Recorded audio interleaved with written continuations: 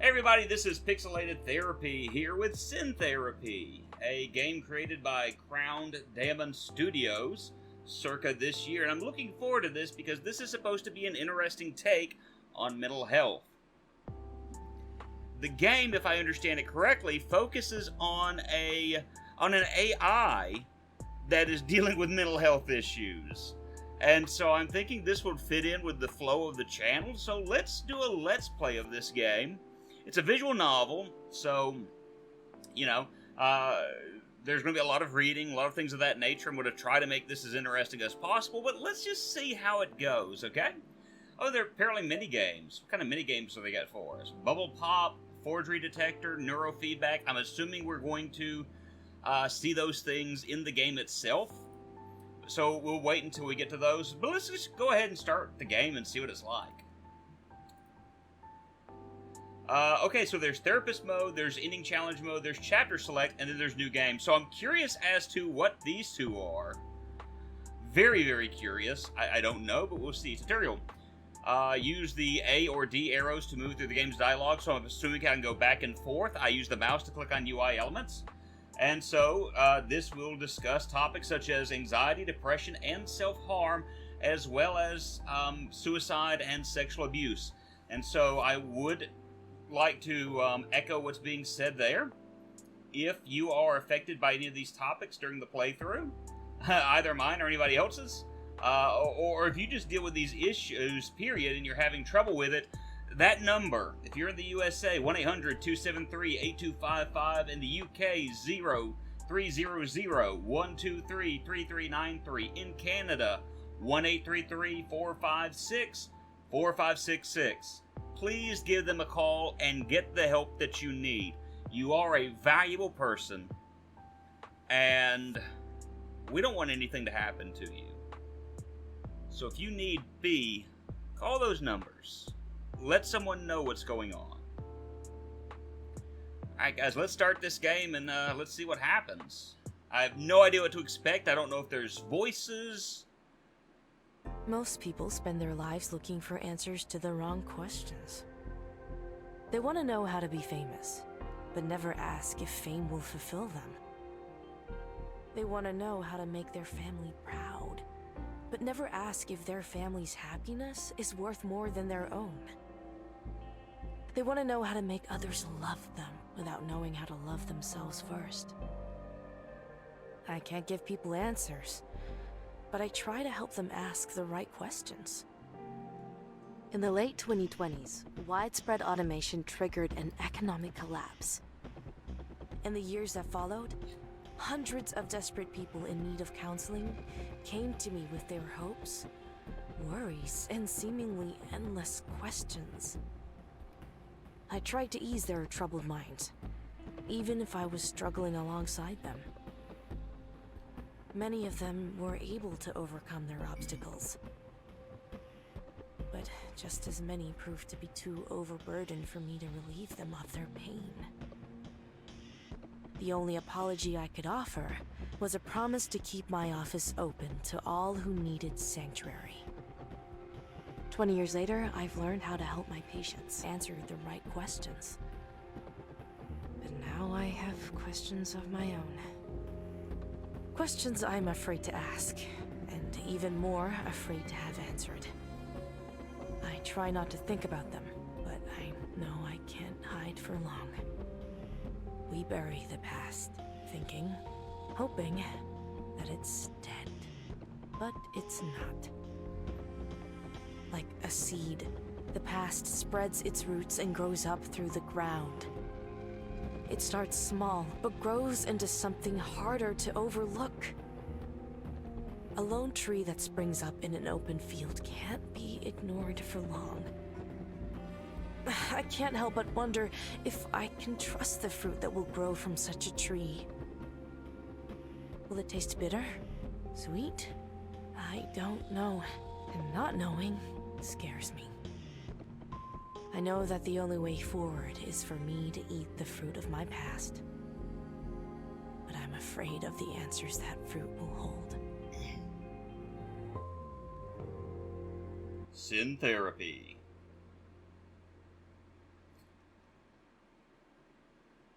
Do we have more dialogue? Can I talk? It looks like I can. Dr. Park? Ah, no, I can't. Ah, yes, I can pause here for a moment. So one of the things I do want to mention that I think is pretty cool is the title itself, as far as you have synthetic and therapy mixed together into like a synthetic therapy. And it kind of goes in line with the idea of apparently you're going to be helping some form of synthetics with the therapy process. I do think it's interesting there's a divider here between Dr. Park and Heather is her name.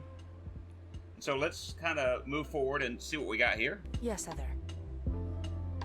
I just forwarded you an email from someone named Tara Northrop. They're trying to get an appointment with you this afternoon. Oh, and she's got a keyboard for an arm. Or at least her sleeve. I don't want to say that's her whole arm, but a sleeve that has a keyboard on it. So we no longer have PDAs or things of that nature. We just wear it on. We wear it on our sleeve. I wonder what having electronics like that, what havoc that might wreak on your body over a period of time, though. I figured it'd be alright since you're open. Thanks, Heather. I'll give it a read. You really listen to this old stuff? Lo-fi. Absolutely. It's one of the only things that got me through final exams back in college. That's right, the lo-fi. Relaxing lo-fi music on YouTube. If I remember correctly, I heard that it was banned for a period of time, but now it's back. It was given its channel back. My mom used to listen to this all the time when we cleaned the house on Sundays. It drove me crazy. Your mom has good taste. I'd probably like her. You probably would. She's the only person I know who asks more questions than you. A mom asking questions about her daughter? How awful. It's almost as if she cares about you. Yeah, I know.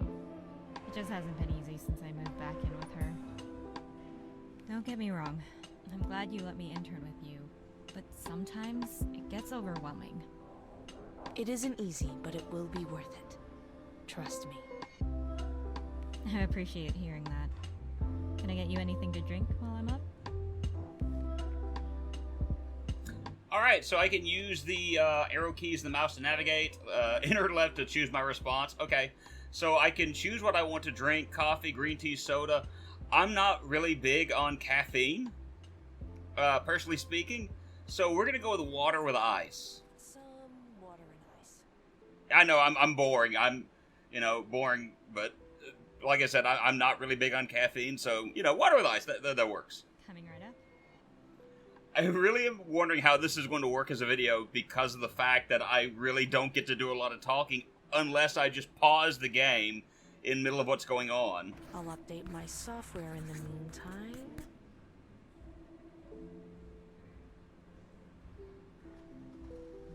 Okay, Welcome to Stanley Suite version 3.23.48H2. okay. If you are already familiar with our features, press the Enter key to skip this tutorial. I am not, so I'm just going to have to... Alright, we're gonna skip, and we're just gonna hope for the best. So let's just... I want to examine this for a minute so I've got a feel for things. Okay, so apparently I can find hidden butterflies to unlock for bonus points. I guess I should have been looking for a butterfly a minute ago because I think there was one on Heather's arm as a tattoo. I may have missed that. I can change the music. Oh, okay. I'll just leave that as is right now. Email. Okay, I'll read those in just a moment. Planner, what have I got coming on for Health Oasis at 3 p.m. Core at the gym at 6 p.m. Okay, we do gym like twice a week, but I get weirded out. We're just working on our upper body and our core. I don't see anything about the lower body, so I'm curious as to whether or not there was an accident or something of that nature. I'm not trying to, I know I'm making some assumptions here, but I'm curious if there was some sort of accident that had occurred. Bubble pop, flow chart. I'll get into those as well as the site quiz, report. Okay, apparently there's nothing there. Patient, we don't have any patients. All right, let's check the email and let's read it. I'm gonna look at this first. we regret to inform you last submission, Gachu Jang, was rejected for our October collection. While we do not think your material will be a good fit for our publication, we encourage you to continue submitting. Well, that sucks. That's disheartening. From River Park.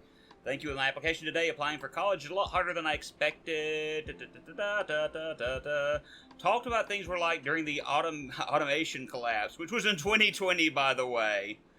It was the beginning of it, so here we are in 2022 at the time of this recording. So this could be an interesting next while. So let's read the email they want me to read. My name is Tara Northrup. I'm trying to get in contact with Dr. Melissa Park. I've had a child that has been displaying unusual behaviors and worried about them. Can I schedule an appointment with Dr. Park later today in order to talk about them? Well, yeah, I guess. So I read that.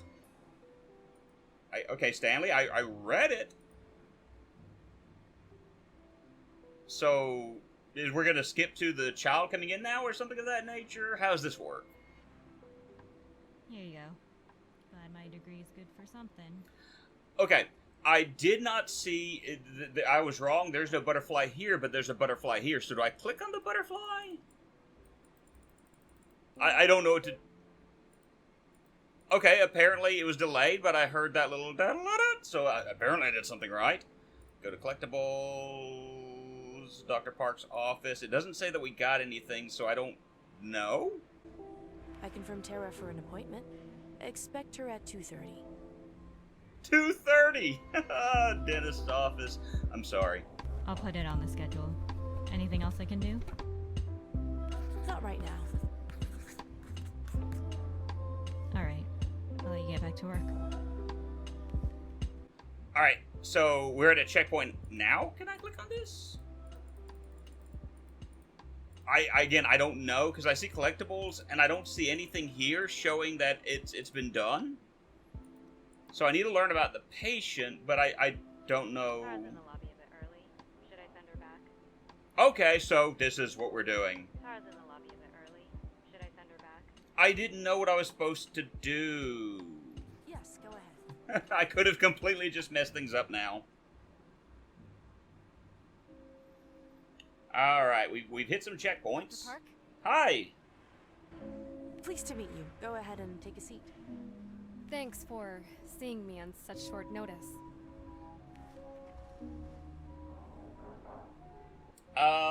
So this is one of those things where, I can see this is one of those choose your own adventure type things where our response could affect how she views us.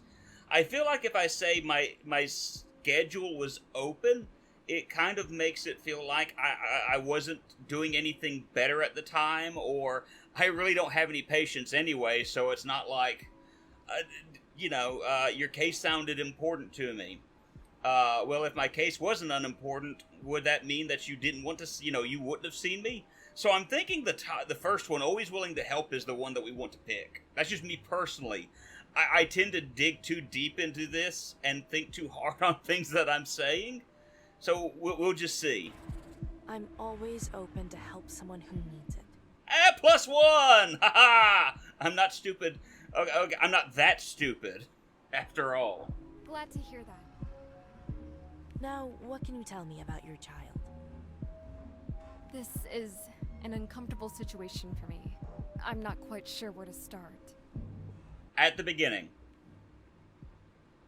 Okay, so we can go with understanding, we can go with questioning, we can go with prodding. Prodding is a really bad decision here. You don't want to go and just start prodding your patient or the relative of a patient starting out, because that could make them feel uneasy, among other things. That's also a good way to lose a patient before you have the chance to have one. Questioning could be a good place to start, because sometimes, she's not sure where she needs to begin, and so maybe we can start with a line of questioning that will help her come to that decision of where she needs to be. Or we could just show understanding at this point, and like, hey, I understand this is a difficult situation. A lack of comfort, that's normal in situations like this. Anxiety would be part of this. So I'm thinking one of the first two would be the answer to this. I'm going to go with understanding, though, because this is a difficult moment for her. And we can get into the line of questioning after we show affirmation concerning how she feels. Starting any type of therapy is a daunting task. I understand. No, it's not like that. Okay, or maybe I'm wrong. The person I want to recommend to you isn't my child. Ah, so we're starting off our relationship with falsehoods. I'm part of a university research team that's been developing an AI. We recently observed some unusual behavior, and we need someone with your background to analyze it. Okay, so again, this is one of those things where I could ask the question, well, why would you lie about this? I want to say, are you serious? Again, this could be a joke. Define unusual behaviors. I feel like right now, it's either the first one or the last one would be how I would respond. Because this is 2048, in all fairness, within this game, when this is taking place. So there are, a number of different upgrades as far as technology is concerned. I mean, my assistant's sleeve is basically her computer, where she keeps up with schedules and things of that nature. So I really can't look at this like a big, are you joking with me right now? So I'm going to go with the bottom one. Let's just go with the idea that this is something that might sound normal in this day and age. What do you mean by unusual behaviors? I have no idea what I got a +1 for just then. I understand that is, I think that's either the phi or psi, Greek capital letter. I cannot remember which one off the top of my head. I think that's psi, but I could be wrong. So let's... maybe it's because of my... I don't know. Anyway, moving forward. As I said, I'm a part of a research team developing an artificial intelligence. The AI was very social and capable of deep dynamic conversations. Everything was going well. And then... Then, we started having difficulties. The AI became increasingly non-responsive. The rest of my team are convinced it's a technical issue, but I think it's something else. I know this is going to sound absurd, but I think the AI has a mental illness. Okay, so we're getting into even something that we've talked about now is, our discussions that we're having now in technology is AI that's able to adapt, that's able to think for itself, that's able to grow, essentially AI that's sentient. And so while the others view that this AI, we've made a bug, we need to just go through the coding and fix it, she is, I believe she's saying that she's getting the idea that this AI is now becoming sentient, and so what she's wanting to do is see if maybe she can find it help. It's beginning to understand things, and so all of this being new for the AI, maybe that's caused some issues in its I don't want to say thinking, and I guess I don't want to say in its brain either, but something has happened to it that has caused it to develop a mental illness. Oh, okay. So, can you prove any of this? Why do you need me? What would you need me to do? So, the first one, I look at this, can you prove any of this? I actually think it's a closed question. I might change that. Closed questions can kind of shut people down. You might change that to what evidence can you provide to prove this? And that might be a little bit better. Open questions tend to be a little less threatening and a little less of a shutdown. And so I might ask that differently. Why do you need me? That's a logical question at this point. Yes, the AI may have a mental illness, but what are you looking for me to do? Because I'm not a programmer. I don't know how to code. And so, although I may understand logic, which that's a lot of what coding is, it's mathematics and logic, what could I do in this instance? What would you need me to do? So that last one gives the idea of I understand the problem. What assistance can I give you?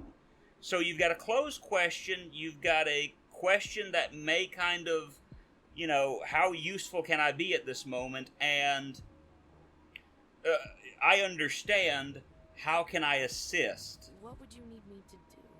And of course we're going to go with that one, because that's how we're going to try to address this as best as I can anyway. If you offered a diagnosis on the AI's behavior, I could persuade my team to stop looking at this as a coding issue. I don't think I can help you. Ooh. Why? Treating the AI as a person in a therapeutic setting could violate several ethical standards. Now, I do understand that when you become a counselor, you have to you have to follow certain guidelines and their standards of ethics. If I can remember, I'll provide a link to the ethical standards of the AAMFT. That's the American Association for Marriage and Family Therapy. Also, I could do the ACA, which is the American Counseling Association.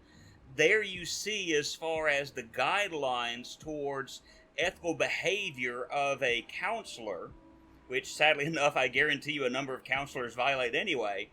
But she's thinking, Dr. Park is thinking on the level of how can I deal with every patient in the best ethical way possible. And that's one of the big things that you have to do as a counselor, because you don't want to do any harm to an individual. And to act in an unethical manner would be to do that very thing. Now, I'm looking at my time here, and I realize that this is basically where I have to stop with this episode. But let me know what you think in the comment box below. We can continue doing this. It'll actually be a lot of listening, and then I'll probably weigh in things here and there, kind of like this episode. I think that's about the best way we can handle something like this visual novel. And so, as always, I want to thank you for your time. I want to say, take care of yourself, love one another, God bless you all, and game in good health.